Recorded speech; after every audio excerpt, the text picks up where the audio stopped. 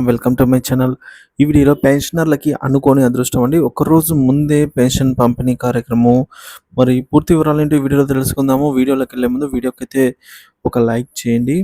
అలాగే ఈ వీడియోని తోటి పెన్షనర్ మిత్రులతో అయితే షేర్ చేయండి. కొత్తగా మన ఛానల్ చూస్తున్నవారు సబ్స్క్రైబ్ చేసుకున్నట్లయితే మన ఛానల్ని సబ్స్క్రైబ్ చేసుకోండి. దీని ద్వారా నేను చేసే లేటెస్ట్ వీడియోస్ మీ వరకు రీచ్ అవుతాయి. వీడియోని అయితే ఎండ్ వరకు చూడడానికి ప్రయత్నం చేయండి. ఆలస్యం చేయకుండా వీడియోలోకి అయితే వెళ్ళిపోదాము. ఫ్రెండ్స్, ఇక విషయానికి వచ్చినట్లయితే ఆంధ్రప్రదేశ్‌లో సామాజిక పెన్షన్‌దారులకు ఊహించని శుభవార్త వచ్చింది. ఒకరోజు ముందుగానే పెన్షన్‌లు పంపిణీ చేయనున్నట్లుగా ప్రభుత్వం ప్రకటించింది. సెప్టెంబర్ నెల సామాజిక పెన్షన్‌లు ఆగస్టు 31 తేదీన, అంటే ఆగస్టులో మనకు 2 పెన్షన్‌లయితే 2 సార్లు పెన్షన్‌ల పంపిణీ అయితే జరగబోతుందన్నమాట. సో, శనివారం రోజునే అందించినట్లుగా పేర్కొనింది. సో, ఒకటి మనకు సెప్ ఆగస్టు 1 తేదీ పెన్షన్‌లు పంపిణీ చేశారు. అలాగే ఆగస్టు 31 తేదీ.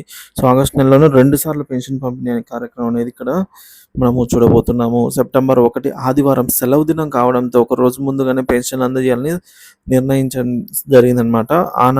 ఆదివారం నాడు ఉద్యోగులకు సెలవు దినం కావడంతో ప్రభుత్వం ఈ నిర్ణయం అయితే తీసుకుంది. ఎందుకంటే సచివాలయ ఉద్యోగులకు సెలవు దినం రోజు పని చెయ్యరు కాబట్టి, సో, వాళ్ళకు హాలిడే ఉండాలి అని చెప్పి ముందు రోజే పంపడం అయితే జరుగుతుంది.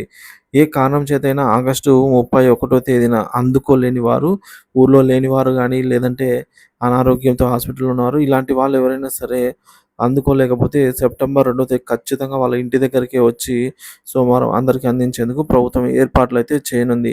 కాగా ప్రతి నెల 1 తేదీన ఎన్టీఆర్ భరోసా పెన్షన్లను కూటమి ప్రభుత్వం విజయవంతంగా పంపిణీ చేస్తున్న విషయం తెలిసిందే.